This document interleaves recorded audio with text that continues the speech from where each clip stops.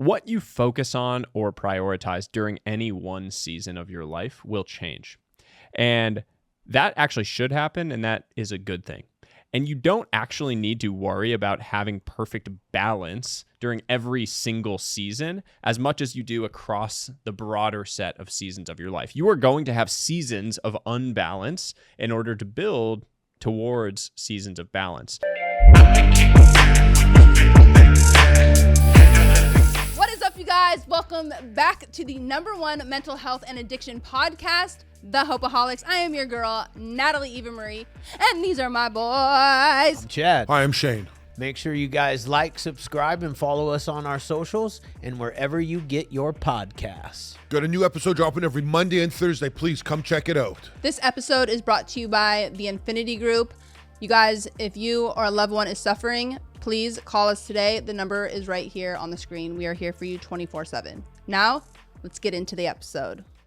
Well, Sahil, welcome to the Hopeaholics Podcast. Thank you for having me. It's a thrill to be here. I'm so excited that you are here. We have you in the studio, and we're going to talk so many things. But obviously, I think just to put it out there, because I think it's an amazing accomplishment that anybody completes a book. So the fact that this is a book that hits everything that I am into makes it that much more interesting to me. I'm obviously biased, but I think y'all are going to love it. I spent the last 3 years working on it, and it does hit a lot of the things that will really resonate with both of you.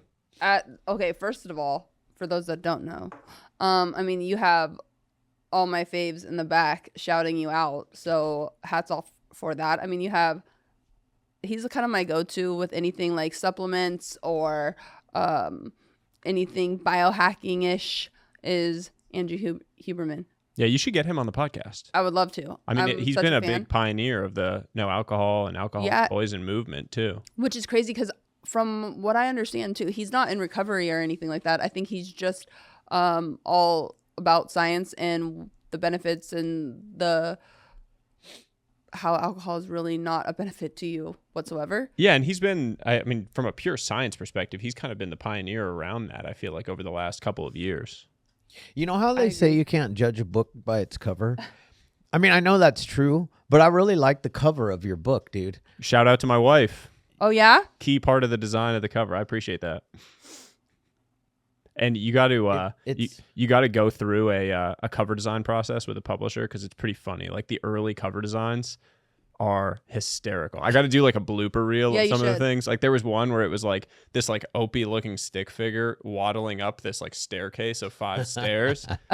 I can't. In bright yellow, bright green, just very. I wanted this Zen aesthetic because it's all about building a life that you love, about building around the things you truly care about, and the cover needed to reflect that, obviously. So I'm excited with how it turned out. Yeah. Oh, I love it. You're great. Right. Yeah. It is. It's very, I don't know. I feel like it hits exactly what you are kind of going for. It kind of has that It's really clean. But it has a Zen vibe, but then it also has pick me up and read vibe. I like it. You guys are hyping me up. The funny thing about book covers is they, traditional wisdom is super bright color book cover because on a bookshelf it was historically people wanted you to have a bright yellow, bright green. I don't know if you've ever read Mark Manson's book, The Subtle Art of Not Giving a Fuck. It's yes, bright orange cover. Yeah. And after he published that and it became a bestseller, everyone started doing bright orange, bright green, bright yellow because it was let me grab people's eyes. Now when you go into a bookstore, when I go and put mine on a shelf to see what it looks like, white stands out. Because every other book there is the crazy bright colors. So it's funny. You're zig when other people zag. For sure. Going back to the classics actually works. Well, it's funny because I think that goes hand in hand with a lot of things, whether it's business or anything else. You are the first one, and first people are what? Why would you do that? And he went ahead and had a bright orange and it sold. So then everybody else is we need color. And then all of a sudden now you have a Crayola box and now you're going back to totally white that stands out. For sure. Totally. So this took 3 years. Yeah. The journey is actually interesting as it relates to the whole message of your podcast and the stuff you guys are putting out into the world, because my path was for the first 30 years of my life, like chasing this very traditional definition of success. Like I basically had convinced myself from an early age that the path to living a successful life, a life where I felt like I was good enough, was making a bunch of money. And so I took a job that I thought was going to provide that, where I was going to make more and more money, and that one day I'd wake up and feel like this success and that everything would be good.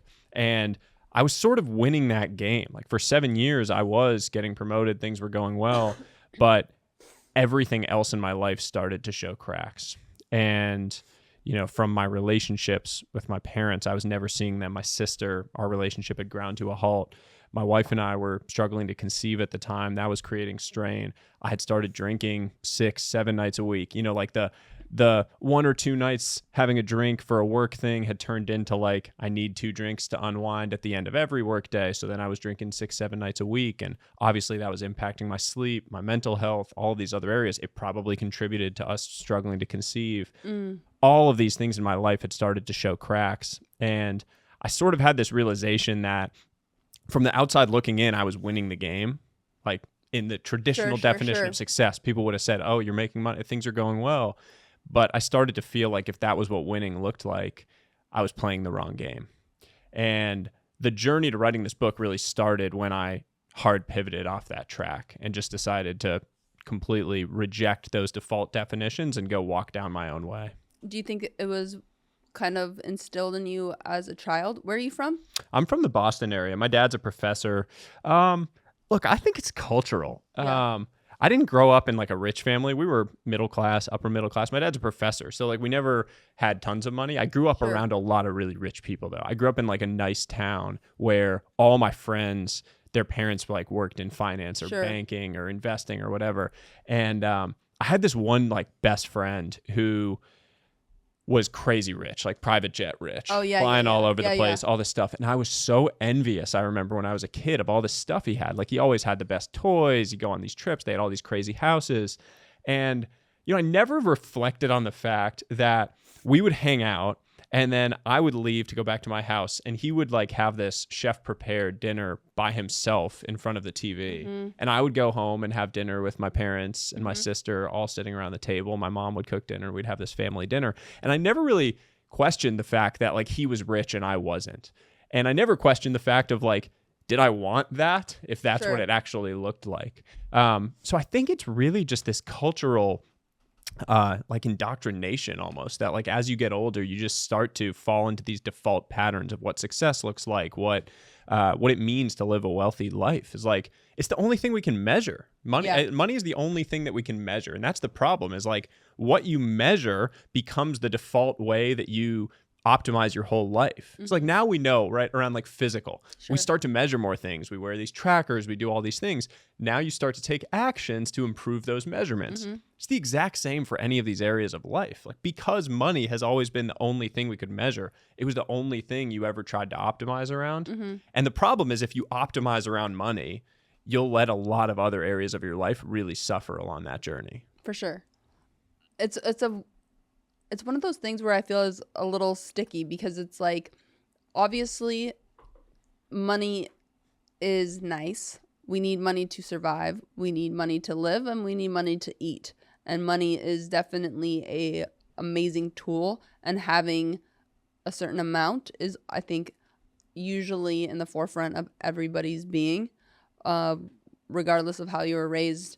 But culturally, it is very much money sometimes, you know, equals power, where it is a interesting topic because I do think that you hear that from many people that end up having a lot of money, and even you'll see it in like the Hollywood world of people getting money and fame, but yet committing suicide. So it's like clearly that's not the game, right? Because if it was, then there wouldn't be so many tragedies happening as we've all seen and can read about from, you know, younger generations that, you know, become, I guess, financially wealthy in that aspect. But going into, so you have a sister? Older sister, yeah. And I mean, you were a D1 ball player. So that's a big transition itself from going and being an athlete and then having to take part into okay, now ball is over and I have to go out into the real world. Yeah. Did you want to be in the MLB? Yeah, I did. I spent I've spent a lot of time thinking about this because I think athletes face a very similar set of challenges that veterans face when they get out of the military, which is like your identity, the way that you defined yourself for your entire life has been taken away. And you knew every single day what you had to do. Completely. You wake up in the morning, you're like, I got to go to this training. I got to eat this way. I got to sleep. Like all of your structure of your day is fixed. And at the end of the day, we all think we're looking for wealth or money or fame or all these things. And really what we're looking for is identity. Sure. We're all looking for an understanding of where we fit into the world around us. And for that to be clear every day. And it doesn't have to be perfect. It doesn't have to be grand or amazing. It just has to be ours. And for athletes and myself, like that period where you are transitioning away, and whether it's forced or just like a natural process that happens, it eventually does. And if you're not prepared, if you haven't sort of diversified your identity, if you will, it can be a real struggle. I mean, for me, fortunately, I was kind of in the like Goldilocks zone of goodness at baseball, meaning like I was never so good that I was like 100% certain that I was going to make a career out of it. I was good enough that I got to go play in college, but not so good that it would have been like really disappointing to me. Sure. I wanted to go play, but like the day I got to Stanford, I'd gotten a scholarship to go play. I'd grown up in a small town in Massachusetts, so I was like always the best player my whole childhood. I get to Stanford on the first day and I go to the practice and I just remember being like, there's levels to this shit. Right. I am not good on this level, and I made a good career out of it. I did well. I worked hard, but like I knew right away very quickly in my own mind. But that, I mean, like for a lot of guys now, all my friends that are they've had great careers, they've made a bunch of money. They're feeling really lost on that transition out, because you can't, just because you have money, like you still need to do something for the next 40 years of your life when you get out, and you need to know what you're doing every morning when you wake up, and that's a struggle. But to your point on the money thing, I mean, look, the 5 types of wealth, financial wealth is one of the types. There's a whole section on that. Yeah. I am very much not saying that money doesn't matter. Sure. The way I phrase it in the book is money isn't nothing. It simply can't be the only thing. Sure. It has to be built in connection to all of these other things in your life. And look, early in your life, I think that focusing on building a foundation financially is a really good move, because you can stack that and compound it for the rest of your life. But you have to be investing in these other areas in the exact same way. An investment in your relationships compounds the exact same way that an investment in any financial asset does.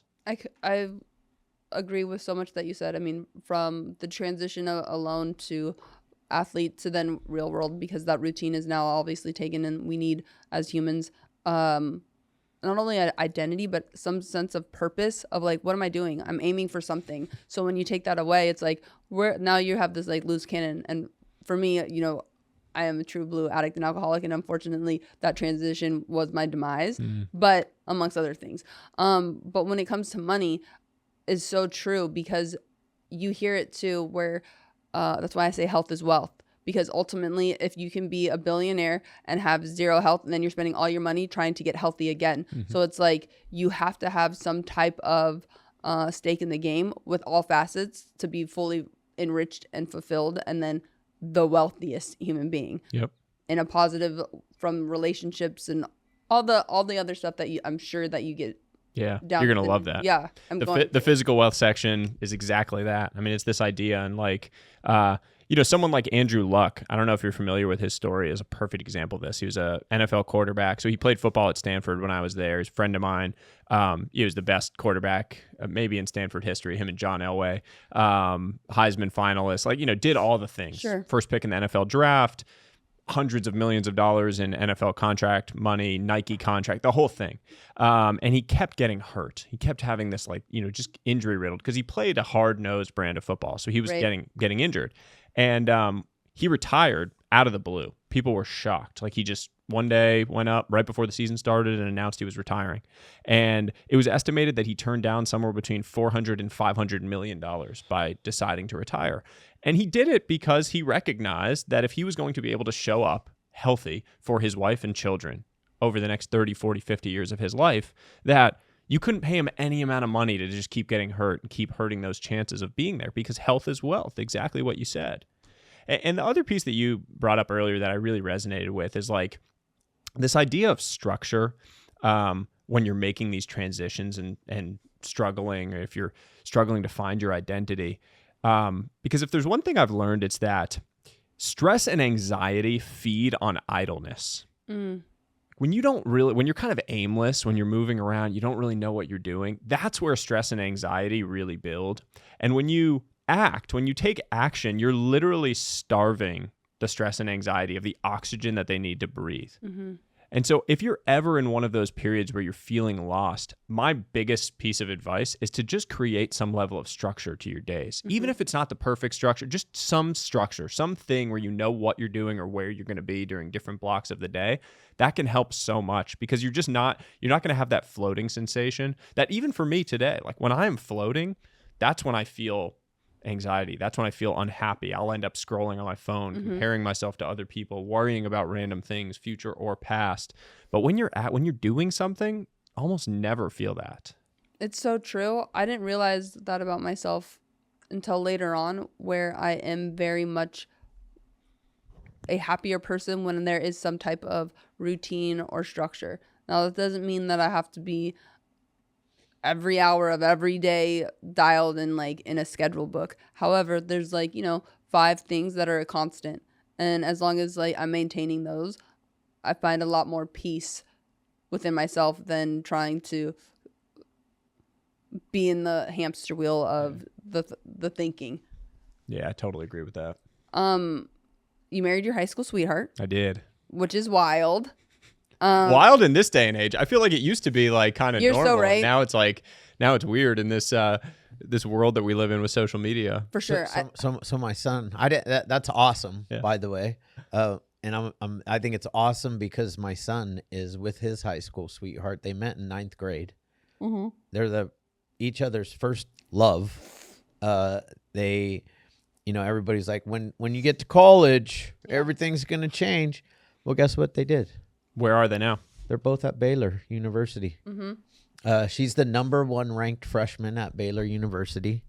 And he is one of 3 freshmen that got into this special business school. So it's just like... You must be very proud. That's awesome. I really am. He just left on a plane this morning. I took him out to dinner. And it's nice to hear a story like that. Yeah, it is really rare. I mean, that's so cool for them. I really resonate with that because I remember. So I was a year ahead of my wife, then girlfriend. We met 9th grade too. So she was in 9th grade. I was 10th. She was like 14. I was 15. Oh my and so I got the scholarship to go play in college, and so I was going to be leaving. She was going to be a senior in high school that year, and everyone, it was like, oh, you're going to be a D1 athlete. Yep. You guys should break up. You guys should do, and everyone gives you advice in life with zero understanding of who you are. Completely. Or what you're they're giving you advice from this map that they have, but the map may or may not match your terrain of what you actually care about. Yeah. It's one of the worst things about taking too much advice in life is you're taking advice on the basis of something that may or may not actually fit.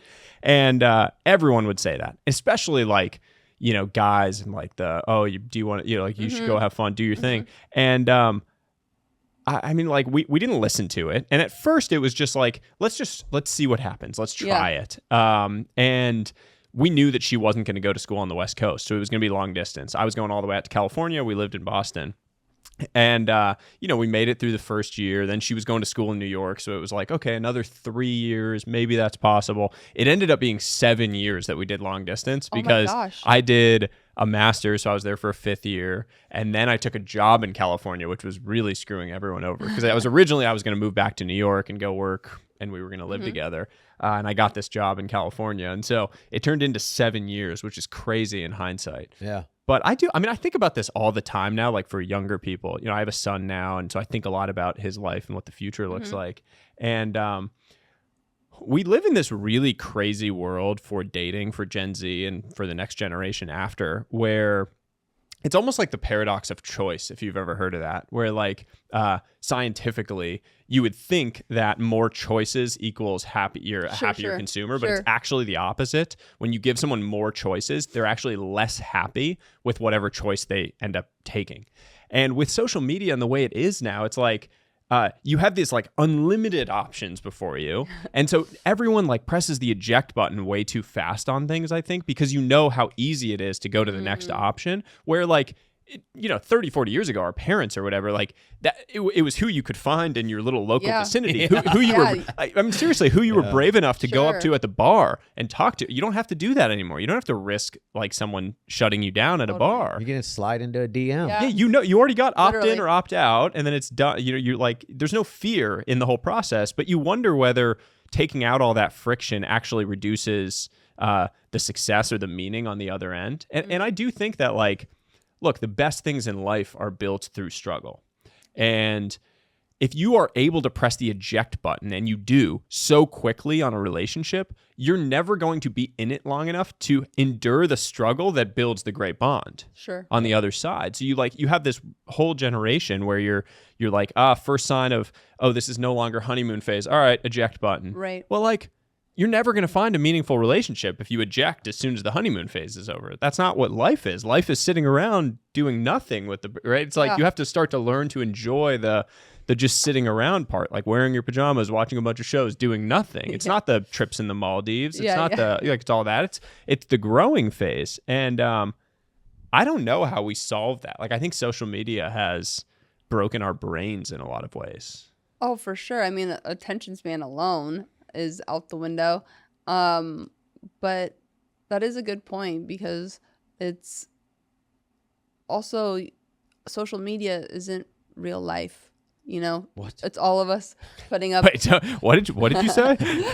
It's like just the pieces that are highlight reels, which is not a bad thing, but it also is very easy to get caught up in that, because you see a lot of unrealistic things that you think that you're lacking. So then it goes in all of a sudden the comparison, and then you're just like kind of down this horrible little rabbit hole, thinking that somebody else's relationship is like way better than yours. Why isn't this happening? Or why aren't I doing this? And then it's just this downward spiral. So I don't know how we would even solve that, but I mean, we've lost the ability to spend time together with other people. Sure.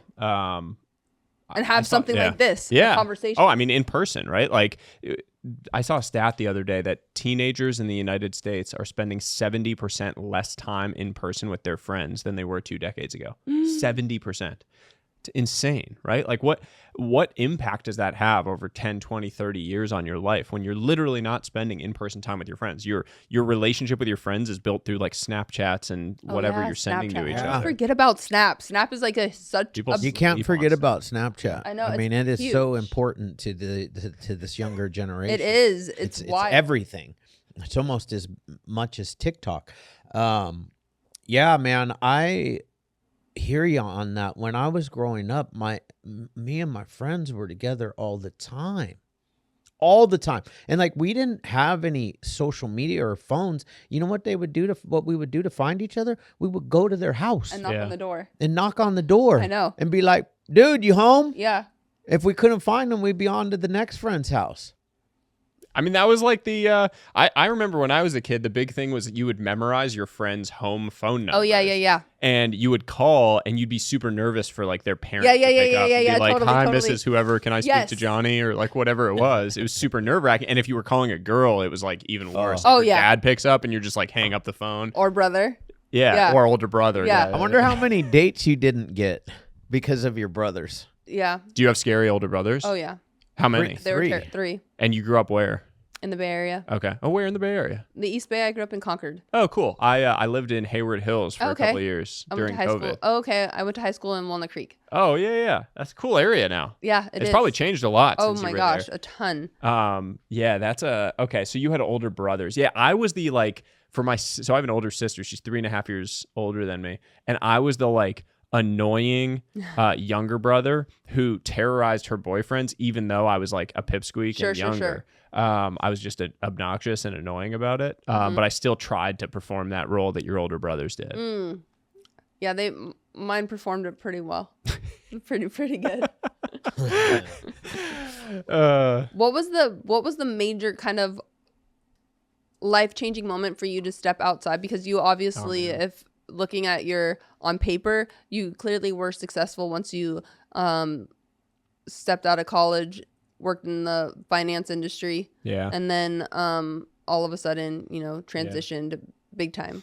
Yeah, there's a quote that I love. Ernest Hemingway got asked how he went bankrupt, and he said, gradually, then suddenly. And I feel like my life change was sort of that. It was the gradual changes, which I mentioned, that like I started to notice that these other areas of my life were really suffering. That, you know, my health, physical and mental, my relationships, all these things were starting to suffer. But then the suddenly was in May of 2021, I went out for a drink with this old friend, and we sat down and he asked how I was doing. And I said I was fine, but that it had started to get tough being so far away from my parents. We were living in California. They were on the East Coast, 3,000 miles away. I had started to notice that they were getting older, slowing down, like chinks in the armor, if you will. They were not going to be around forever. And he asked how old they were. And I said mid-60s. And he asked how often I saw them. And I said about once a year. And he just looked at me and said, so you're going to see your parents 15 more times before they die. And I just remember feeling like I had been punched in the gut. I mean, the idea that the amount of time you have left with the people you love most in the world is so finite, so countable that you can put it onto a few hands. It just shook me to the core. And the next day, I sat down with my wife and we had a candid conversation about what we wanted and where we were headed if we continued down the path we were on. And within 45 days, I had left my job. We had sold our house in California and we had moved to the East Coast to be closer to our parents.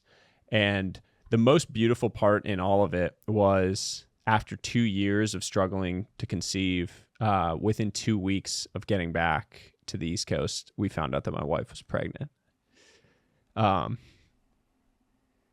And it was one of those moments in life where I'm not actually a particularly religious person, but it was one of those moments in life where you just feel like God winked at you. Like when things come into alignment, everything falls into place as it should. So that was really the start of this whole journey. And that was really the kind of spark that's led to all of the things that I've shared. I mean, all of the writing, the newsletter, everything that I've kind of done over the last 3 years was through that moment and that one change. I mean, it's beautiful. There's so many things where one, it's so true. I mean, when you break it down like that, like seeing your parents, 15 times is all of a sudden is a realization that is a hard pill to swallow when you really look at it from, a larger scope. But then 45 days to make that kind of huge, that's a life-changing jump to step away from a job that was clearly you were doing well in a financial way, and then to up and leave and sell your house, and then you guys decided to go ahead and roll the dice. Yeah, you got to do things quick. I sometimes think that like big decisions are better made fast than slow. It's kind of a weird... Oh, no, I agree with that. That's like pulling off a Band-Aid. That's like pulling off a Band-Aid. It's just really hard. Yeah, and you can like, with a big decision, everyone want to like sit and evaluate and do the whole, make a sheet of pros and cons. And oh my gosh. You'll just grind yourself into the ground. And so your gut knows what it is. And it was so blindingly obvious to me. It wasn't, I didn't have the like, stereotypical or quintessential like rock bottom moment, but that was my rock bottom moment. It was like I realized that if I zoomed out and lived out the next 30, 40 years of my life, I was going to end up somewhere that I didn't want to end up. And so I needed to step off the track. Otherwise it was going to happen. I was like, Charlie Munger is this famous investor, has this famous quote where he said, all I want to know is where I'm going to die, so I'll never go there. And to me, it was like I saw where I was going to die. Yeah. It was like, this is where my life of wealth is going to go to die. I'm going to stay doing the exact same things I'm doing with the exact priorities that I have now, which was basically just money. And I'm going to keep drinking too much. I'm going to not be taking care of my health, mental or physical. I'm not going to see my parents. My sister and I won't have a relationship. Like, that I'm not going to be showing up for my wife in the way that I need to. All of these things in my life are going to crumble while I make a whole bunch of money. And I'm going to end up being that dude, that like stereotypical rich yet miserable dude that I've seen over and over again that I have zero desire to be. Mm-hmm. And I had to make a change to avoid that. But I think that's what's so awesome is that the self-awareness to notice something like is how you're currently at, and then having the balls to move and make a decision. Because I think a lot of times it's easier to stay in certain situations that we put ourselves in, whether it's relationships or jobs or things, because it's comfortable, whether you're making money or it's just kind of like easy. And when you have to kind of shake it up a little bit and realize like this is not the best option for me, or I'm not going to live the life that I want to live or live to my fullest potential, which ultimately is everything to me, because we only have one life. So if we're not going to do it where I can, meet my maker and be proud at least that I rolled the dice when I could, or taken every opportunity, then, then that's a conversation that I don't want to have, of just staying comfy wherever I'm at. So for you guys to go ahead and move the way that you did, I think is awesome, and more people should, because you don't have to live with the regret of not doing it. And I think that's worse. Definitely. The regret from inaction is always worse than the regret from action. For sure. 100%. I mean, that's how people are successful, is because they took action and failed a million times before they got to the pinnacle. I mean, anybody that is of success in any regard, whether it's sports or business or anything that's of a top echelon, they're going to say how many times that they failed before they got to the spot that they're at, and I think you bringing the conversation where you had to move quickly, so you had the conversation with your wife, it kind of goes back to the conversation of having you moving, D1 athlete, her staying. Everybody else is like, oh my gosh, it's not going to work. It's totally a outside opinion coming in, not knowing exactly what is amongst you, what you and your wife want, how you are as a man, how she is as a woman. It's just like outside noise. So I really agree with, when it's a big decision that you have to make in your life, I think less like, like you said, in your soul, in your gut. And then maybe if you need to speak to somebody, like my parents are my go-to, but that's it. Yeah. Because everybody else is going to give what they would do, but they're not you. Totally. That's in my DNA too. I mean, my parents' story is wild. It's in the prologue of the book. But my mom is Indian, born and raised in Bangalore, India. My dad is white, born and raised in the Bronx, New York. Wow. And they crossed over in a 2-week window. So my dad was finishing his PhD. He was at Princeton. And my mom was just starting a master's there. She'd come over for college from India. Oh my gosh. And she was working in the library to pay her way through school. And my dad was like studying for his final thing, like super nerd, doing his thing. And she asked him out on a date. And they went out on their first date. And my dad said to her, "My father will never accept us." And my mom was so blinded by his use of the word us that she completely missed the message, which unfortunately was true. My dad's father was not accepting of the idea of him marrying or seeing this Indian woman, and made him choose between his family and my mom. And my dad walked out the door and never saw his family again.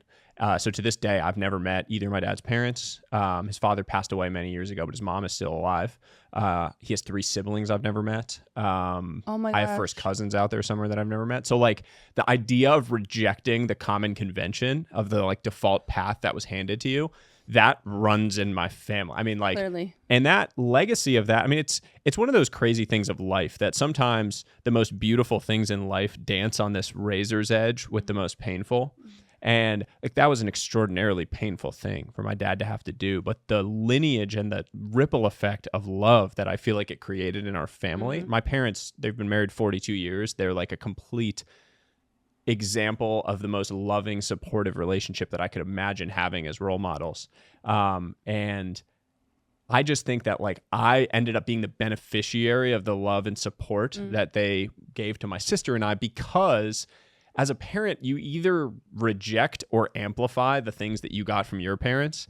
And so like my dad, I feel like was just the most supportive, loving person in the Sure. world as a result of what he had faced and that challenge that he had faced of having to decide that way. And so this terrible tragedy ended up sparking this incredible, beautiful thing, I feel, in our family. Wow, that's so wild. Crazy. That is really crazy. Yeah. And sad. Very, very sad, because it's like so stupid. It and now, like, is, I know. my grandmother, is alive. She has 2 great-grandchildren that she doesn't know. I think with relationships, it's tough. You guys have probably experienced this. Different people, everyone out there is like some family member or friend or something. And the thing with these relationships is like when you avoid a hard conversation, you're taking on a debt that has to be repaid with interest in the future. Like time does not heal anything when it comes to relationships. It just makes things worse. So you either have to make the minor repairs along the way, or you're going to face this major repair later. And so at some point, like I think with this one in particular, it's just there's too much water under the bridge. Yeah. Like too much time has passed. Everyone's a little probably ashamed of it. Like it's just, it's really tough. I mean, his father was not a kind man, but I think his mother, he really thinks of his mother as she was a good mom. Yeah. And so it's very sad that hasn't been able to be remedied. Yeah, for sure. I can only imagine how did your mom deal with that? Because that's the right question. That's hard. Yeah, I think my mom feels a lot of sort of second order grief of feeling like she was the reason that my dad had to make that decision. I for a long time felt a lot of anger associated with it, where I just felt like anyone that felt my mom wasn't okay wasn't good in my book. Because I think of my mom as like one of the best people in the world. My dad is my best friend. Like I think he's incredible. And so I was never interested. There's 2 sides to every story. Sure. I was never interested in hearing the other side of the story, nor am I really to this day, because my dad is my hero. My mom is like one of my best friends. Like it's just, I at some point I'm like, I would rather just continue to live the way we're living, and we have a beautiful, happy family. Your dad did a hero move, though. I mean, that's a hero move, And I don't know, having children myself, there's nothing that they could do, nothing. I mean, if my child committed murder and I would be at the jail visiting them. There's like nothing that they could do that would, make me disown them. I agree. I don't even understand that. And that is something from it's a different generation, a different time. It is. Yeah. It's very much like kind of like old ways of thinking, I feel like, especially culturally. Like I'm Mexican Italian, so it was very I think the older generations are you're kind of taught like you marry, like it was crazy. My mom was the oldest of the girls in her family. She's like one of 13. So it was like wild that she went and totally married an Italian.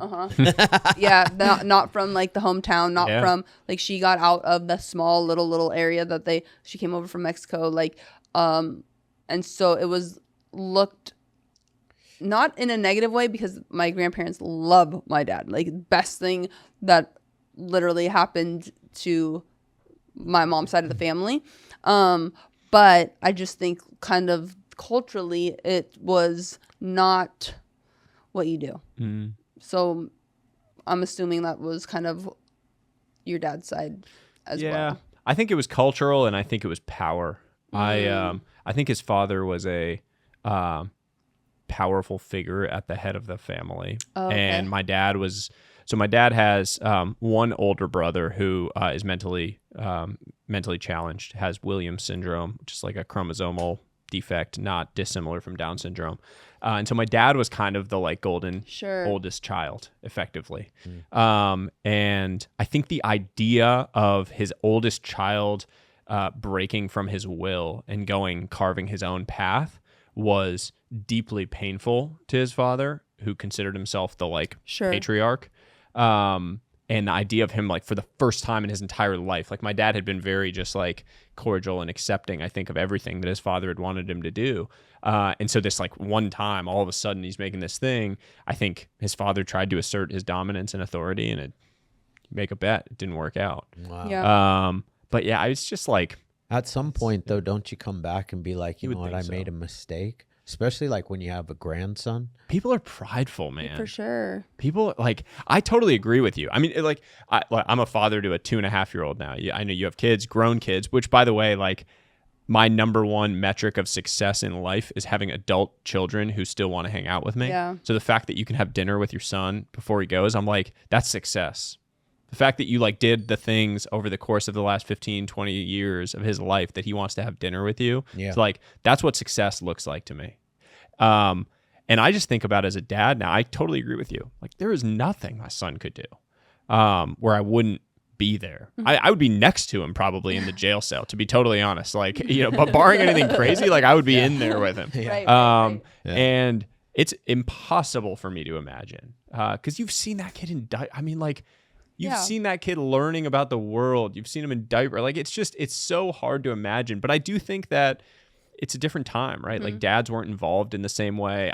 Part of my whole mission with my platform, the things I share, is to inspire more people to really be excited about becoming dads. Like, I don't want the, you know, I'm not going to name names, but like some of these big male influencers that are out there saying terrible things about how you should treat women and like what children are and what you should be focused on. I'm like, there needs to be a counter force to that is inspiring people to take seriously being husbands and fathers in the world and making that look cool, and not just the like private jets and the, you know, watches and the cars and the girls and the whole thing. Like, I talk about that stuff all the time. It's like, I don't care about any of that Neither stuff. do I mean, it's cool to have. we're in a running watch, man. I'm with you. It's, I grew up in this weird religion where like jewelry wasn't like a thing. Like, we didn't wear jewelry. Like, women wore they didn't even wear like a dime. They wore a band. And which that was extreme, and I have issues from that too, growing up. But I don't care how many Rolex watches you have. I don't care if you drive an S63 or a Maybach or whatever. Like, it doesn't that doesn't impress me. What impresses me is you being authentic, real, showing love, helping the next person get to where they're going, and not, you know, there's so many coaches out there, and that's all it's about. And it means nothing to me.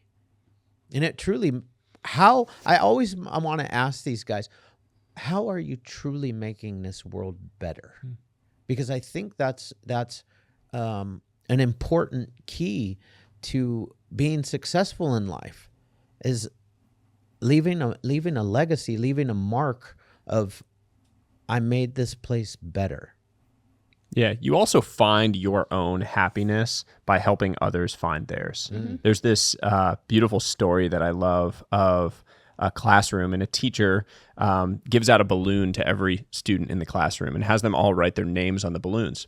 And then they go and release all the balloons into the hallway, and she gives them a minute to go try to find their balloon, the one with their name on it. They all go out into the hallway, and a minute goes by, and none of them can find their balloons. It's this huge jumble. Then she stops them, and she says, okay, now go grab the first balloon you find and give it to the person whose name is on it. And within 10, 15 seconds, everyone has the balloon with their name on it. And the lesson is exactly that.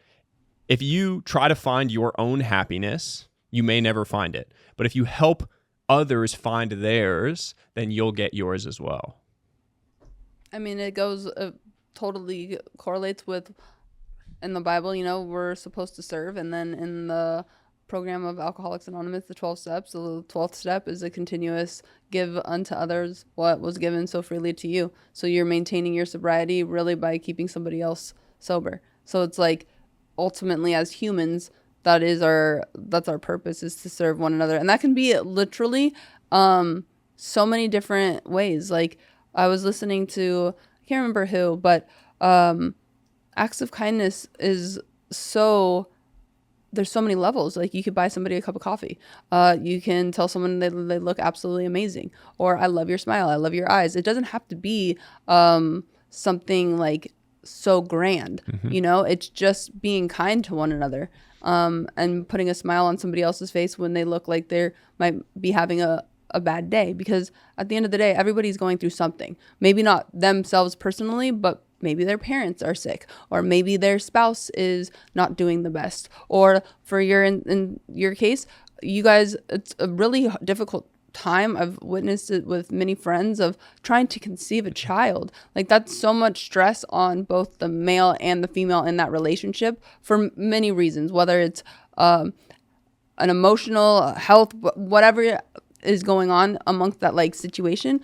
It's a heavy burden to carry every day, because that's what you're really thinking about, because it's like you want this so bad and it's not happening, So just being kind to others is so essential.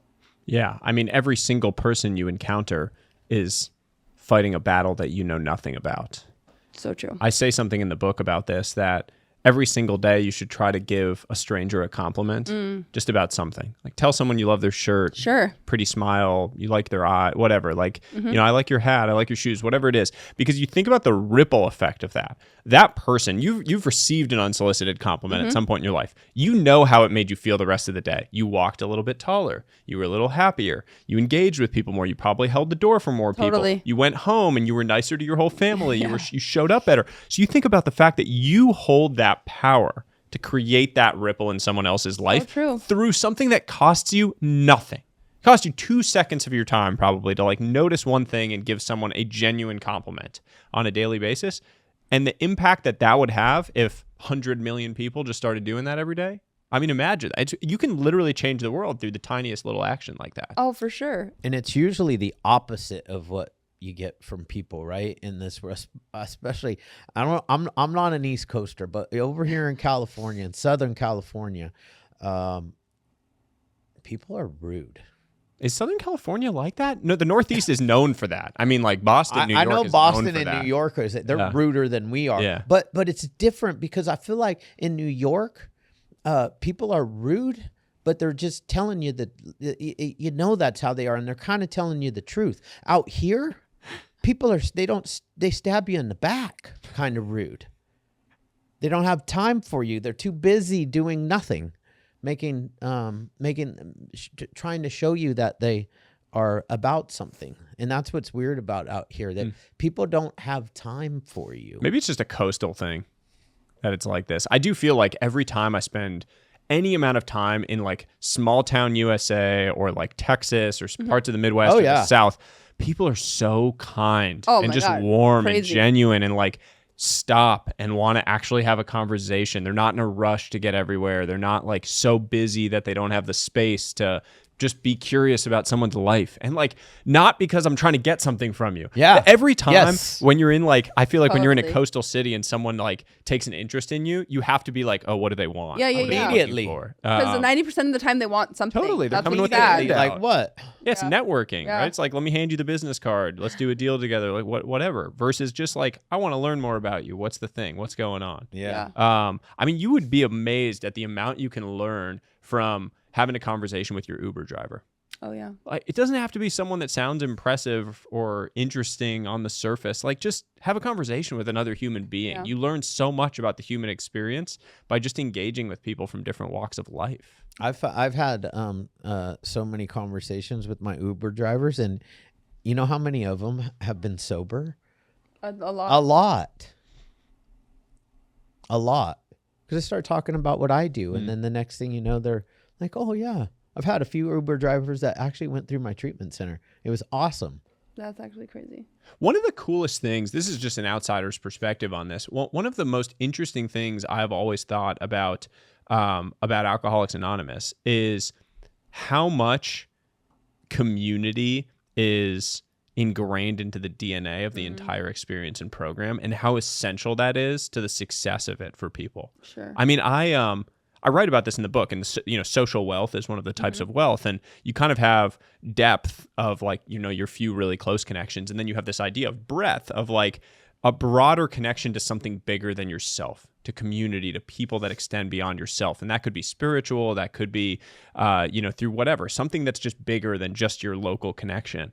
And the power and the power and love that you get from those relationships can truly change your life and propel you into a completely different space. And I've just always, just from the outside looking in, there's so much that other organizations, communities, structures could learn from the way that AA has done that and built that into the DNA. Yeah, they built it. A lot of it's built, the community is based on the traditions. So we have the 12 steps, right, which is how we get better.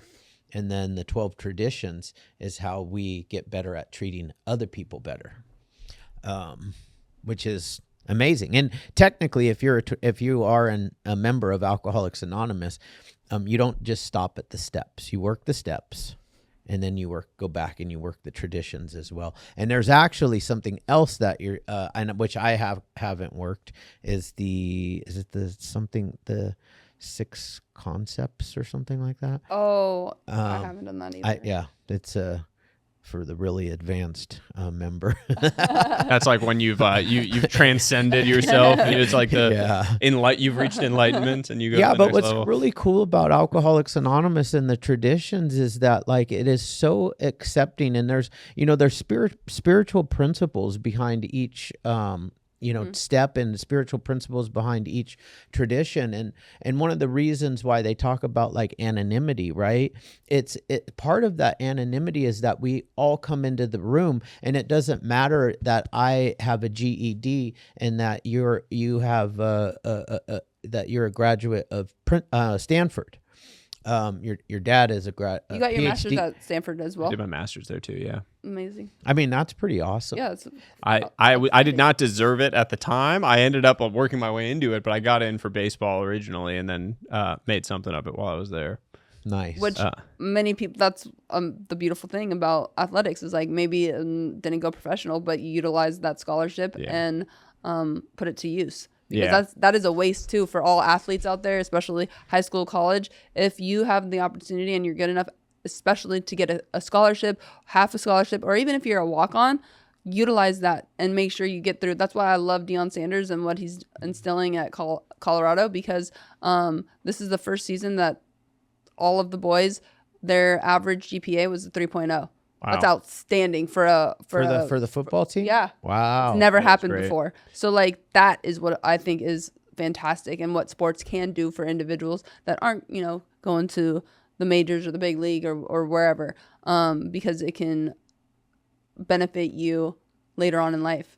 And so you use it to your advantage. Yeah. It's also a reminder that getting the degree itself and the classes themselves, frankly, are such a small part of the value of college. Sure. So much of it is just the people that you get to be around, the relationships that you build, and the things that you learn, the connections. I mean, I think that the vast majority of the value that I've gotten out of my Stanford degrees had nothing to do with the class. I actually don't remember a single class that I took, to be totally honest. I mean, I studied economics undergrad. I don't think I've used that. Yeah. I did a public policy master's, which was interesting, but I'm not in policy. I don't work in foreign affairs or anything like that. I got to be around a lot of really smart people, and the networks compound better than any investment I've ever made. Yeah. And that, for anyone that's going to school now, I would just say really prioritize building those relationships, because also job applications and job hunting are a total crapshoot. I was giving advice to this young guy yesterday who's just starting to apply for jobs. He's at UMass, and he was asking me about which master's degree would stand out more on his resume. And I was like, look, dude, I went to Stanford. I have a great looking resume.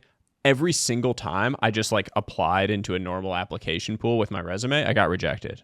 I never, literally never. The only times were when I had built some relationship with someone that was able to get me a conversation, get my foot in the door so that I could at least then have a conversation and be, somewhere further down the stack with them. It's so hard if you aren't building the relationships that lead to the inroads. And you can do that. If you focus on it, you can just prioritize that when you're in school, build those relationships with the professors, with the TAs, with fellow students. One of your classmates' parents might run a company that you want to work for someday. Whatever the things are that you can use to your advantage, there's always kind of the normal entrance, and then there's like the side door, and colleges are a great place to just be spending time with your eyes open on like, what are those side doors that I can go get access to?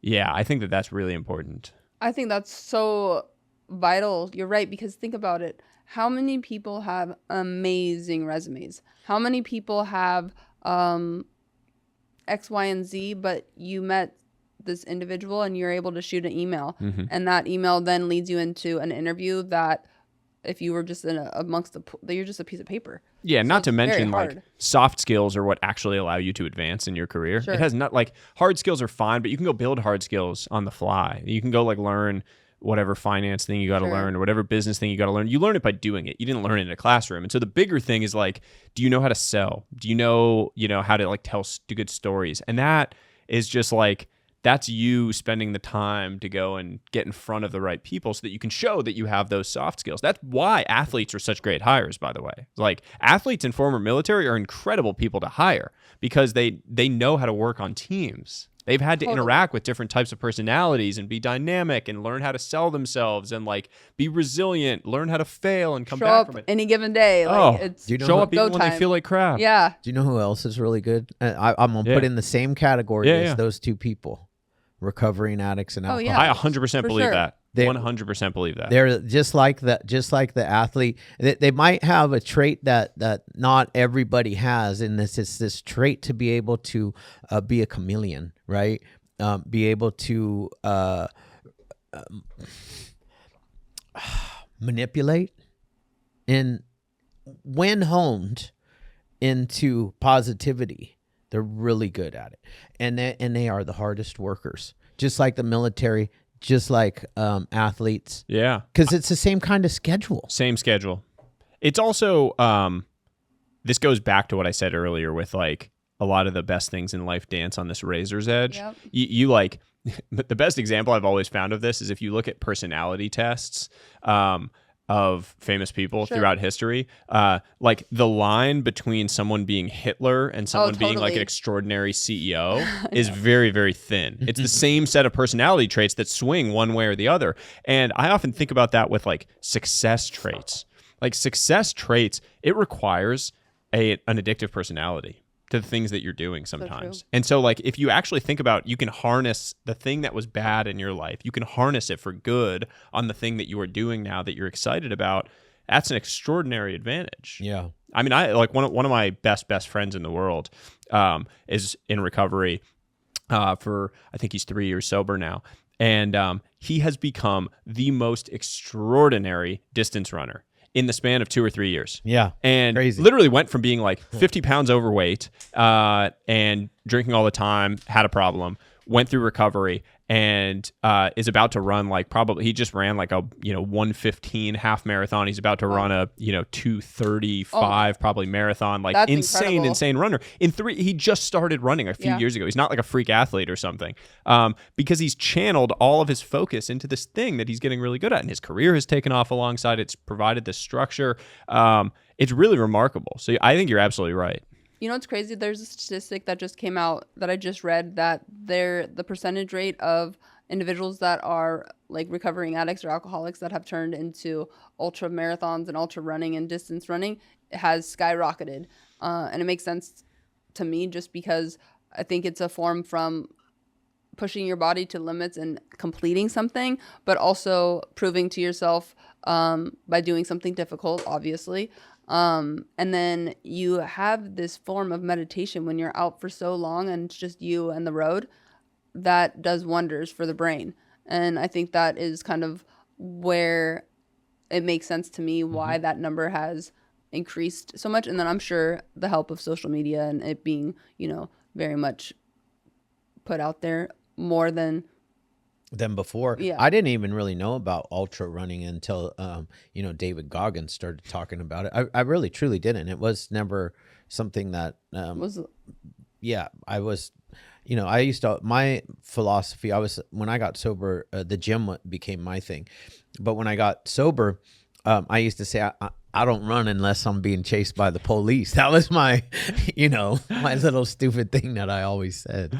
It has become very trendy. Oh, for sure. Yeah, it definitely is a good outlet. I mean, you think about like earned dopamine and like earning your dopamine. Yeah. I mean, it's a great way to do that. And it's the reason why like a lot of my friends who've gone through recovery are like avid ice bath people. Yeah. Avid sauna ice bath. Yeah. It's like, you're getting like doing a really hard thing that is forcing you to earn your dopamine. You're feeling that high from it every day, from the like incredible rush that you get to start your day doing that. It's just like it's a great outlet for a lot of people. Well, yeah, they're saying the dopamine from ice baths is like cocaine, and it lasts longer. And it lasts because cocaine, it lasts literally like 15 seconds to it's a couple minutes, right? That true feeling of like that euphoric high. That euphoric high, and the stress is truly gone. Ice baths, it's hours.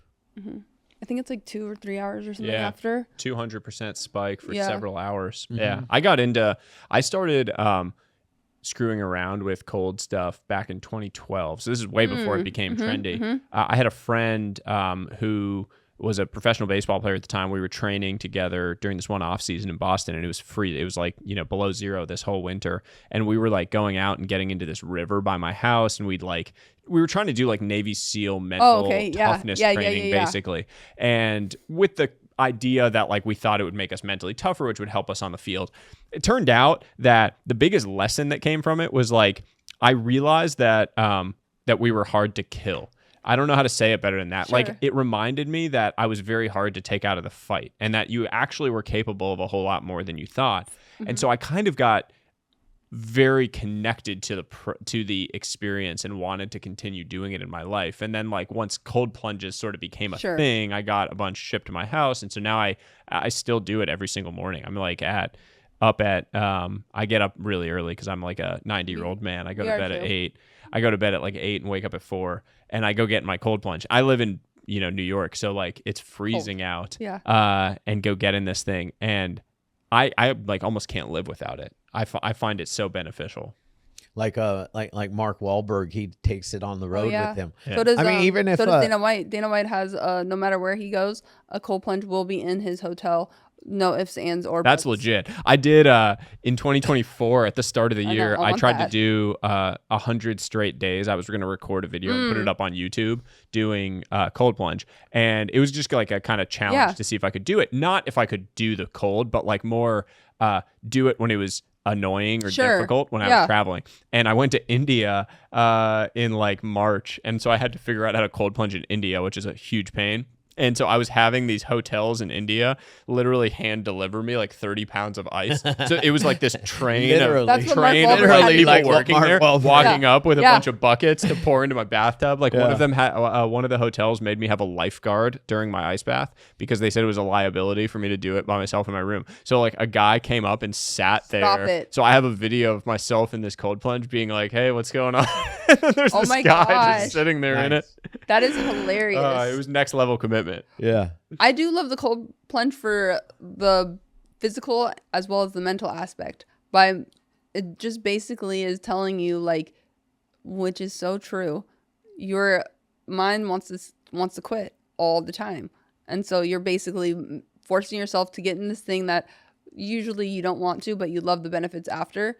And you force yourself, and then you're able, it's kind of just all it is like a discipline that is continuously getting stronger and stronger every day by forcing yourself to do something that I remember the first time I got in one, I immediately got out and was like, fuck this. But then after that, it was like, it's something that sucks that you have to do. It's like, every single thing you want in life is on the other side of something that sucks. Which sucks. It's like 100 hard workouts, 100 bland meals, 100 hours of focused work on your business, 100 hard conversations with someone you love. Like every single thing you want is on the other side of that suck. And so when you can train yourself to take on the voluntary suck, you're much more well equipped for the involuntary suck that comes into your life.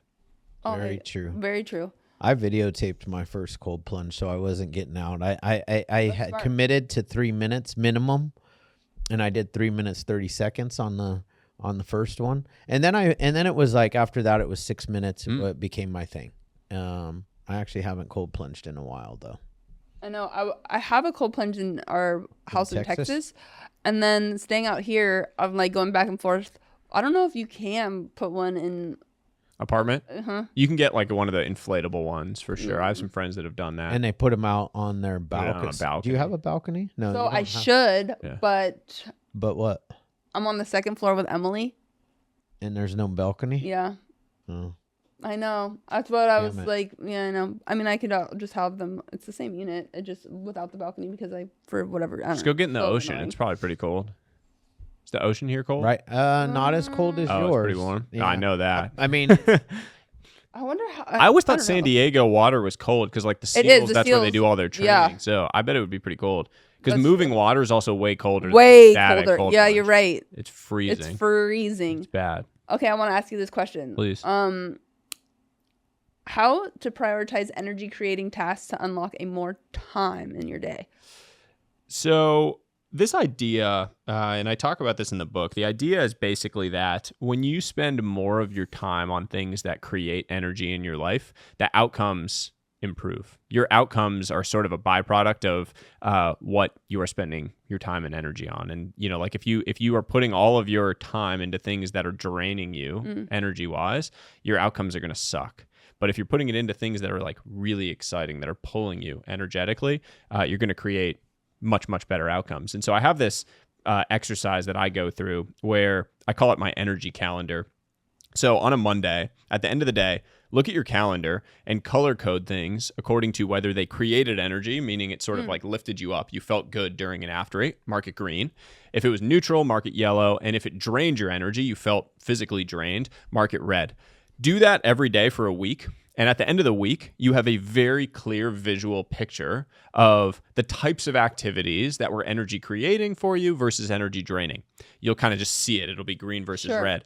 And then the goal is to slowly make shifts to your time so that more of your calendar is green than red. You're probably never going to remove energy draining things altogether. That's not really how life works. But you can try to improve the ratio of green to red. And when you do that, your whole life improves. You like by the end of a week, you'll feel so much better. At the end of a day, you'll feel much, much better. And your outcomes will improve because you're spending more time on things that are actually lifting you up. The exact same rule applies to people. So the activities on your calendar that you're marking green versus red, people in your life are green versus red. And if you can spend less time with the people that are draining your energy, making you feel bad, and more time with the people that are lifting you up, your whole life will improve. I love that.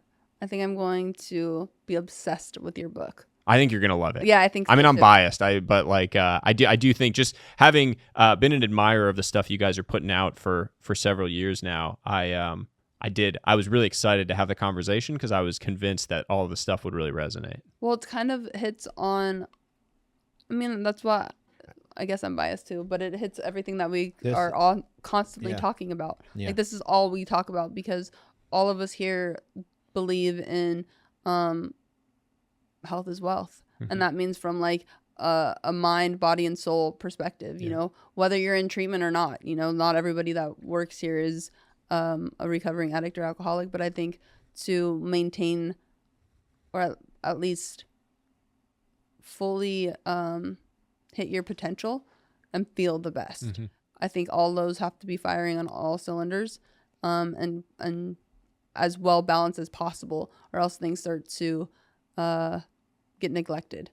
Yeah, we have to start measuring the right things. Like that's what this book is all about. It's you know, the idea that it is very hard to change things that you can't measure. Sure. Like part of the reason AA is such an effective program is because you have this very clear measurement process as you go, right? Like you're tracking the days, but then also you have the steps. And so you're like, okay, I know what I'm working towards. I can track, I can focus on it.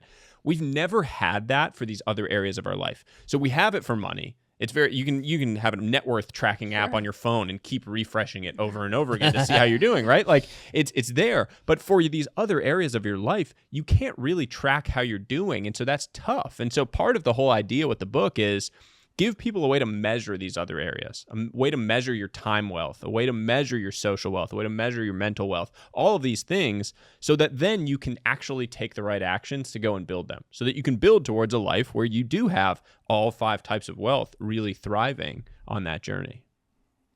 I like that. I have questions. I normally don't do this during during our thing, but I have one. Okay, yeah, go. So, 5 types of wealth.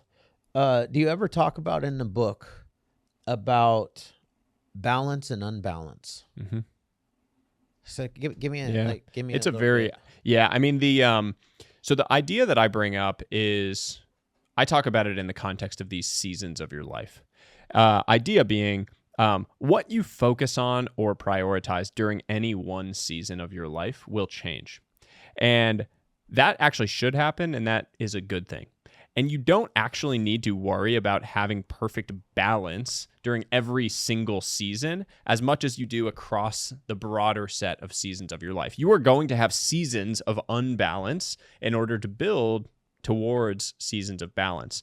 But having the awareness that that is what you are trying to build towards is the important piece. I mean, frankly, right now, I am very much in a season of unbalance in my life. I'm traveling a whole lot as I focus on getting this book and the ideas out into the world. I don't really want to do that, right? I love spending time with my 2.5-year-old kid. I like being around. I like with my wife and son, our routines. But I very much have an understanding that this is a season of unbalance that builds towards this season of balance and the things that we're working towards. I love that answer. I do too. It's actually I feel like it's spot on. Yeah. And it helps you just mentally. I think one of the things ambitious people do is they think the word balance has sort of been hijacked, where you think that like, okay, balance means every single day is perfectly balanced. I have like, okay, a perfect amount of time for my family, for my personal health, for my work. And that's not really what it is. And thinking that that's what it's supposed to be creates more stress and anxiety than it does benefit. Yeah. Because then on a day when you don't have that, where you're really locked in on something or where you get pulled away by a bunch of chaos, you start freaking out that it wasn't perfectly balanced. Like, that's okay. But you just need to focus on the few non-negotiables. So even on those days where you are unbalanced, still do those couple of non-negotiables that matter for you, that keep you kind of marching forward towards your North Star, and you'll be fine. It's like, I'm not going to get the perfect workouts in when I travel. I'm not going to get as much family time, but I can still make sure that I have the 5-minute FaceTime with my wife and son. I can still make sure that I get the 30 minutes of movement in per day. Yep. That's my non-negotiable. I can still make sure that I prioritize protein so that I'm, not completely falling off with my nutrition. Those are the things that really matter. It keeps you kind of generally marching forward without having this whole like stress derail you along the way. The other piece with balance that I should mention is this idea of seasons is a pretty empowering one, particularly in the context of women and mothers. My wife, when our son was born, was very clear-eyed in the desire to focus on being a mom for this season of life while he was young, before he started school, really being present. She was very much like on the fast track in the world of fashion design. She was senior designer running men's design at Gap. Wow. And her decision to step off that track from like an external perception was very weird. People were like, oh no, you take your maternity leave and then you just come back and work. She didn't want to do that. She wanted to take a step back and really focus on being a mom. And this idea of seasons was really empowering to her and us during that, because it provides you with the knowledge that you can focus on being a mom during this one season, and that doesn't stop you from going back and re-leaning into your career, or going and starting your own thing later, or like finding a different path that you're really excited about. What you are focusing on or prioritizing in this one season, it'll change, and you're not stuck or attached to what you focused on in a prior season. You don't have to stress about what you're going to do in a future season. You can just ride this one wave right now and really enjoy it for what it is. I love that. I love that, because balance is different for every individual, and for us to not get caught up in somebody else, how they're moving and shaking, or what is so-called you're supposed to do, because says who?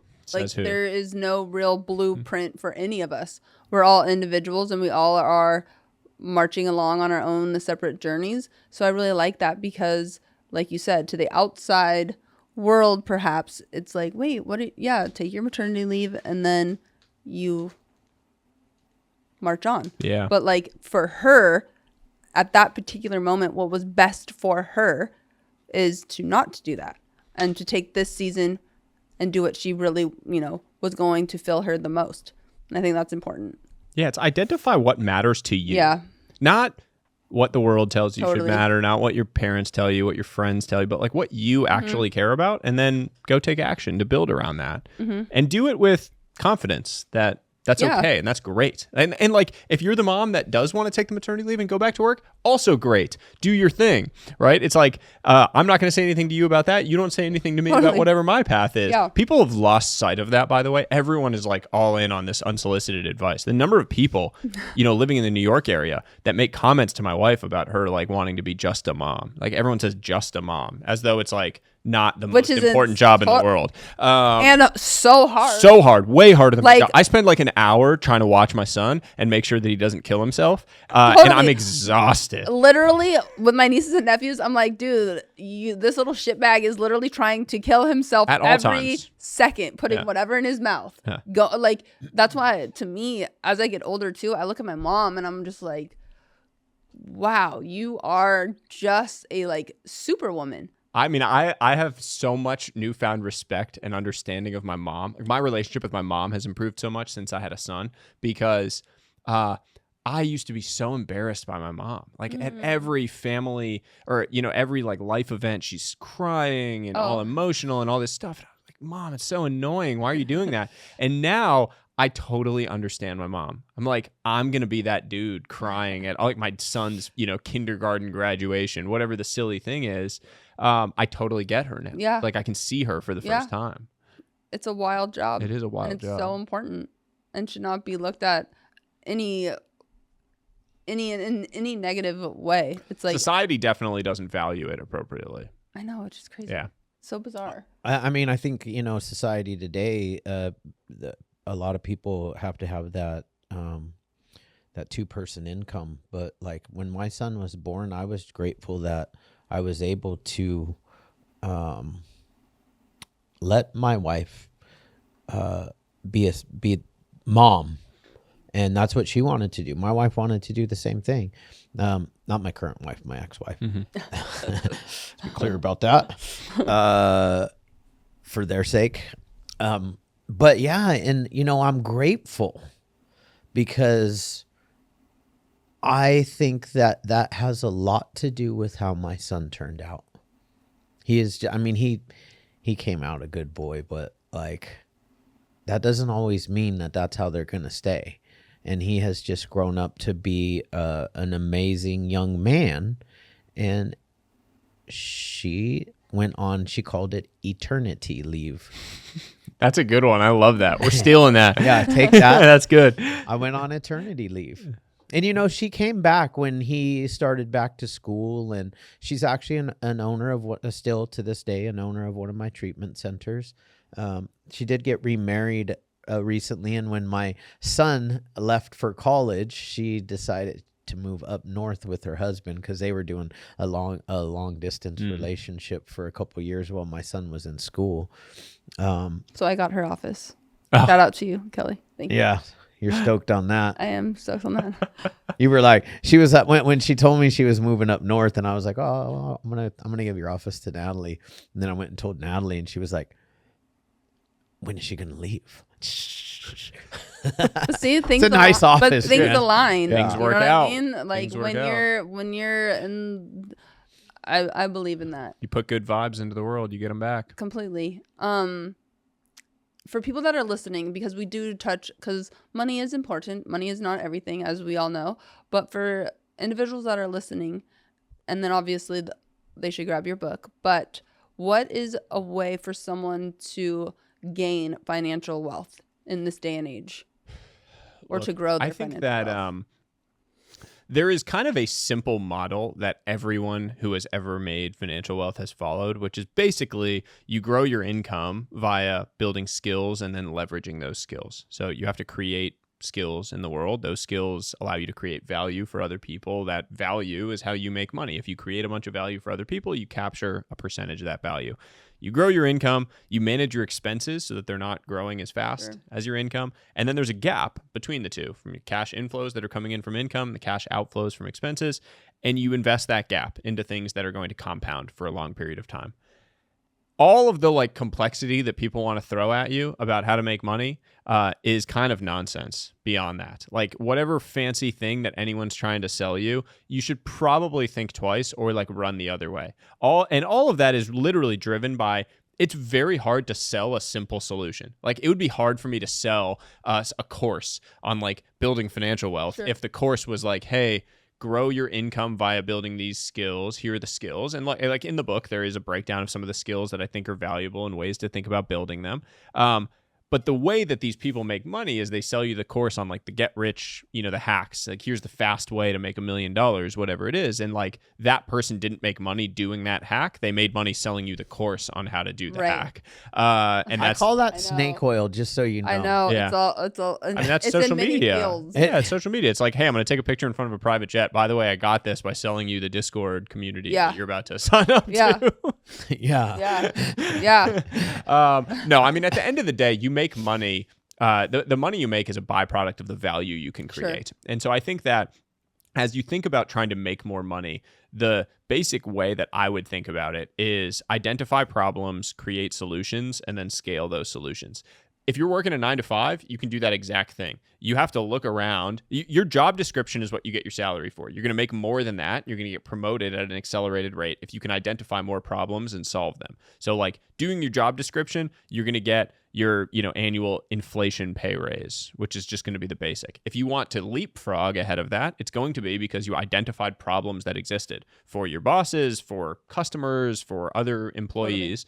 You created solutions to those problems, and then you scaled those solutions. The more scalable the solutions are, the more money you can eventually make. Mm-hmm. And I think that complicating it further than that is a disservice, because really you just need to be focusing on one of those three things. Sure. Like, I mean, for me, whenever I was trying to start businesses, I just carried around a notepad for a week, and just any problem that I encountered, anything that annoyed me, any situation, like any point of tension or friction, just wrote it down on a notepad. I didn't try to like come up with a solution to it. I just wrote down all the problems I experienced during a week, because then some of those end up being businesses you can build. Sure. I mean, I like had a ton of issues when I was starting my newsletter with like figuring out how to run the back end of it. Like all of the segmenting and funnels and like how to send it and ads and all of the lead magnets, all of these things. I just didn't know how to do any of that. So I had written it down, and now I own a business that does that makes a few $1 million a year doing that for other people. I hired the person to do it for me. He was good. I ended up launching the business with him to go do it for other people. Because if you have a problem, millions of people have that same problem. Guaranteed. I love that. I mean, you could sell what you just talked about before that with the employees. Like, so smart. Yeah, I mean, I would love to have all of my employees attend a course on this is what you get your paycheck for. If you start to identify problems in the company and bring solutions to your bosses, whoever that is, especially when those issues, like for instance, I can give you examples in my business, right? So things that cost me money is if a client leaves early, and when they leave early, it's called an ACA, against clinical advice, right? Well, how do we change that? How do we bring that percentage down? These are little things that me as somebody, when I started in, and why I got to the position that I'm in life, is because I did exactly what you said. They gave me a job description, and I did my job description way faster than the time allotted, and then I had nothing to do, so I went around and started finding other things to do for the company. Within 18 months, I was running the company. Perfect example. And from there, I went to my dad, who was retired, and I said, hey, I want to open up a little 6-bed treatment center of my own. Are you interested? And he was like, yeah, let's do it. We tried to find investors. That didn't work out. Thank God. Thank God. Yeah. So we took the $10,000 cash that we had in our pocket and a little bit of credit cards and went out and rented a house. Yeah, it's a perfect example. I do think that mentality now manifests as being like old school. To say like you're going to actually go above and beyond at your job. What do you mean? Like, no, I don't get paid to go above and beyond. I get paid to come in and do my job description. But that is not how you make money. I mean, there is a massive misalignment of understanding if that's how you think you're going to do really well in life. You can do fine. And if what you want is to just get your paycheck and live your life elsewhere, that's also totally fine. But if you want to achieve extraordinary financial outcomes, you have to have extraordinary inputs in order to get there. There's no cheat code or success hack to any of that. You have to create an extraordinary amount of value, and then you'll capture a portion of that. And it won't always, this is the thing that throws people off, it won't always be perfectly matched. Sure. There are going to be times when you are creating a whole ton of value and you're not capturing a whole lot of it, especially early in your career. Sure. And people get like all bunched up about that. Like, well, they're not rewarding me for the things I'm doing. It evens out in the long run. And sometimes they jump ship too early. Very. Yeah. You know, and that's the whole 6 month stint. Yes. And that is where, you know, a piece that's always missing. You've got to stick it out. Compounding, man. Yeah. I mean, it's what we said earlier. It's like the eject button. People press the eject button too early. Compounding, just like what we all want. We all want to compound these things in our life, whether it's our money or health or relationships, whatever. Compounding is returns to the power of time. But time is the exponent. So you actually have to let time is the most important piece. You have to let that work for you. That means you have to stay. Because you like a lot of people leave before at the moment when the things have started to compound, when they've started to get pulled into things, started to get the new opportunities, started to get the like interesting new things brought to them. If you leave right then, you missed the miracle. You missed the miracle. Yeah. That's we call it that the miracle in Alcoholics Anonymous, right? People often in Alcoholics Anonymous leave 5 minutes before the miracle happens, and guess what? They are drinking again. And they hate Alcoholics Anonymous and tell you it doesn't work. You just needed to stick it out a little bit longer. And I'd use that. I have a little. Eventually, I'm going to write a book as well. It's already all up in here, but I do a talk on it all the time. It's the 4 keys to success, you know. And one of the keys to success for me is not quitting 5 minutes before the miracle happens, especially in business.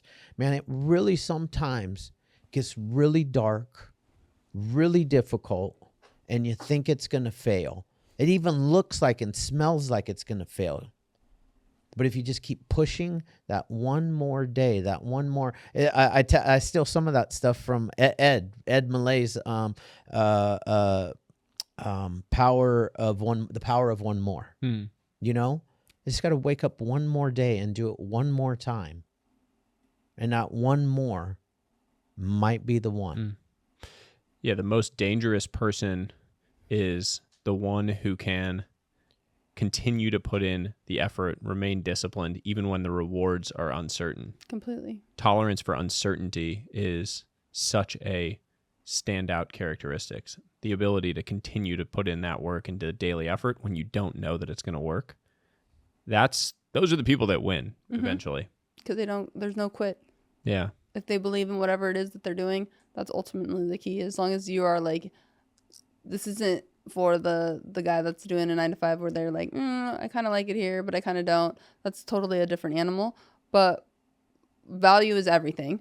And I think writing it down and bringing it to your boss and being able to show the value there is essential, because a lot of times individuals will come to have meetings and then there's nothing tangible. They can't really say what is being done. You know what I mean? So having something like that is really good, because I think for people to actually visually see something or hear what has actually transpired from them doing X, Y, and Z is huge.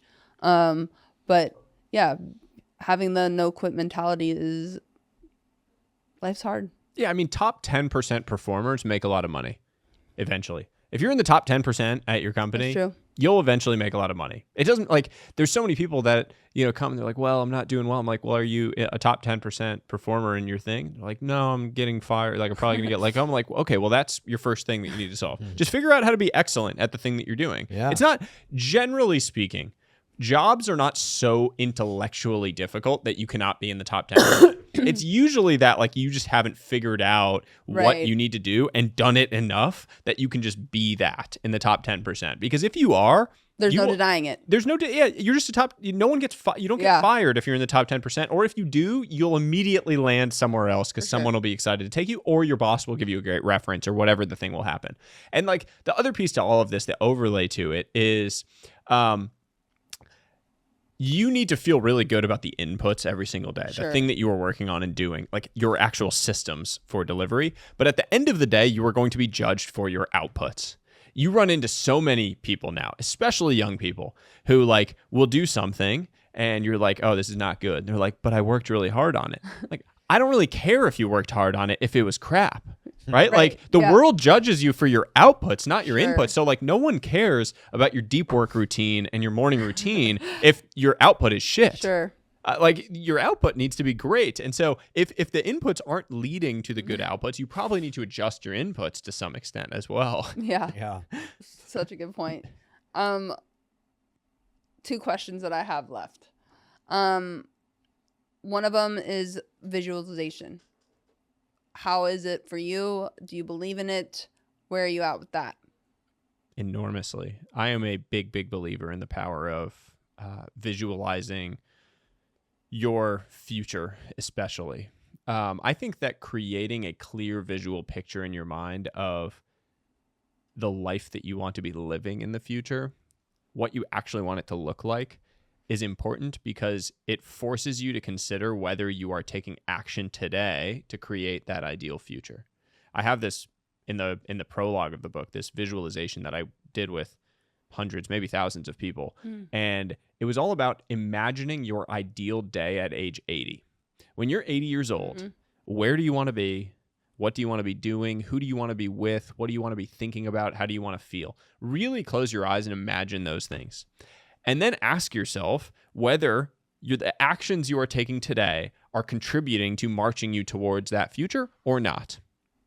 And if not, what are the changes that you need to make to ensure that you are able to live that ideal version of your life, that you are feeling good? Because everyone says the same things. Everyone is like basically gives some version of feeling free, healthy of mind and body, surrounded by people they love, feeling like there's some sort of purpose or meaning to their life.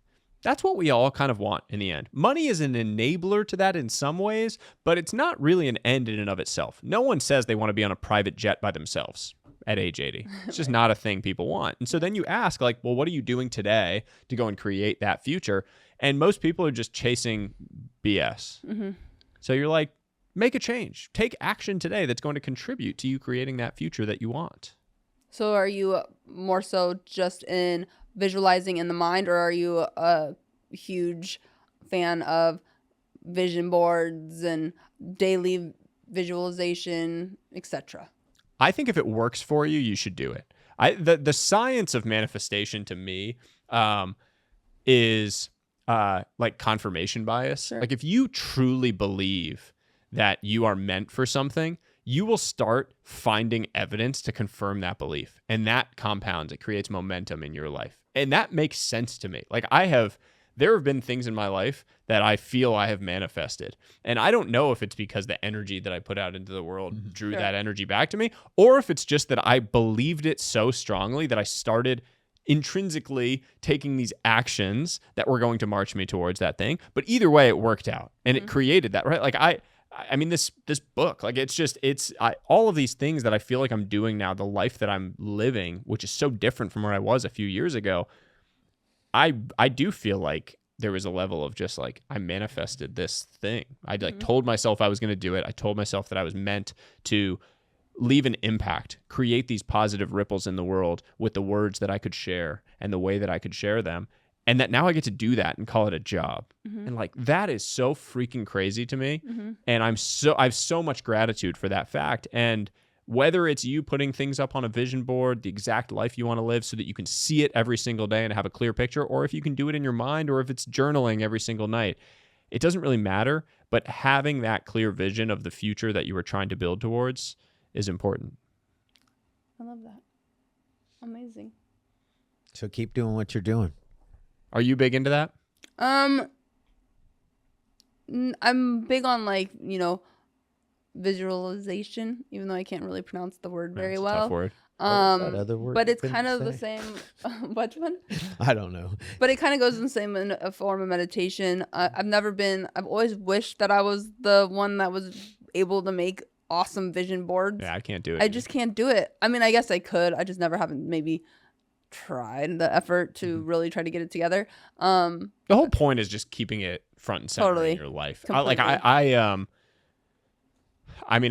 I'll put something on a note card that'll just like sit on my desk that I'll just see every single day. Like some word, like this year, my big phrase for the year is just all in. Because I started noticing that I felt like I was holding myself back from things because I was afraid of what would happen if I put myself out there and it didn't work out. And so at some point in the middle of last year, I was like, no more. I am no longer going to be self-rejecting by doing that. So I just wrote like all in, and every day now I see it. It's sitting on my desk. It's in my mind. And so I think if vision boards help you with that, they're great as a tool. I love that. That's what I told him this year. I said, all my chips are in. Let's go. Let's fucking go. Let's fucking go. I mean, I'm a big believer that you speak what you want into existence, right? We have the power to create, just like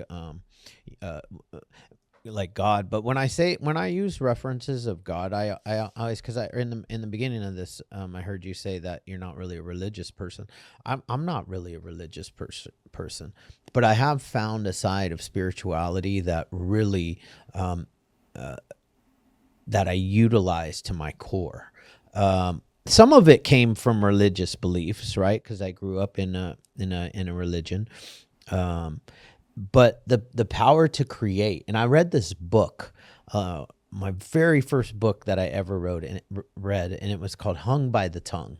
And we speak into existence what we want. So if we're always speaking negative stuff, we get negative in return. So it is like visualization, manifestation, all of that stuff. But it comes from the power of the thought and the mind first, and then speaking it out. But I also believe that it comes from what we plug in. And I heard you say, your inputs. Mm-hmm. If I'm inputting crap all the time into here and in food and all of that stuff, my thoughts are going to be crap from the get-go. And that's why I love all of this stuff. This stuff all gets me really excited. I'm looking forward to this. Everybody can get this. It's available everywhere now. Yeah, once this is out, I'm assuming. Yeah, because it dropped 2 weeks. Comes out in 2 weeks from this moment, so February 4th. So it'll be everywhere by the time it's out. This is such a major moment. Congratulations to you, your family, your little baby. It's like so beautiful. Your story is beautiful.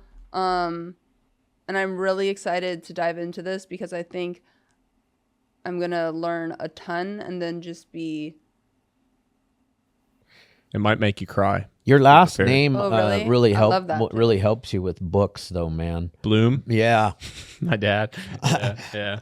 But you know whose last name? And I don't think it's probably not spelled the same way, but books that I read as a kid. Oh, my God. Who? Judy Bloom. Yeah. I think that was B-L-U. B-L-U. Yeah, I think so, too. Yeah, but it doesn't matter. Hopefully it sells just as well. I'm sure it should. I mean, I can't imagine it not, just from... We'll see. I just hope it helps people. I hope it helps people. I think it will. And I know the ideas in it changed my life, and I think they will change yours. I agree. Thank you so much. Thank you. Thanks for coming on. Pleasure. This was a great podcast. Yeah. Really enjoyed it. And I'm really excited to read this. Thank you. Yeah.